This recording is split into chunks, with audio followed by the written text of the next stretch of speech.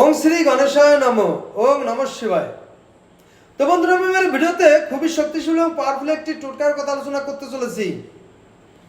আমরা অনেকেই নানান সময় নানান কারণে বশীকরণ করে থাকি। তো এই বশীকরণ করার জন্য আমরা প্রচুর মন্ত্রতন্ত্র জপ করে থাকি এবং নানা রকম হোম যজ্ঞ করে থাকি। তো আমরা অনেকেই সফলতা পাই, আবার অনেকে নিষ্ফলা হয়ে থাকি। তো আমি আমার ভিডিওতে খুব শক্তিশালী এবং পাওয়ারফুল একটি টোটকার আলোচনা করতে চলেছি। এই টোটকাটি যদি কোনো ব্যক্তি নিষ্ঠা সহকারে ভক্তি করে প্রয়োগ করতে পারে, তাহলে 100% ওই ব্যক্তি বশীকরণ কার্য সিদ্ধি হয়ে থাকে।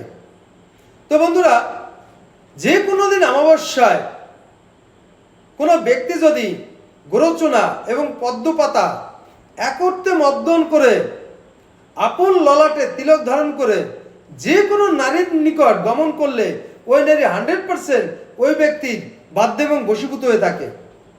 তো বন্ধুরা, এই ক্রিয়াটি করতে পারলে 100% কার্য সিদ্ধি হয়ে থাকে। তো বন্ধুরা, এই ছিল আমার এই ভিডিওর মূল সংক্ষিপ্ত আলোচনা। নমস্কার।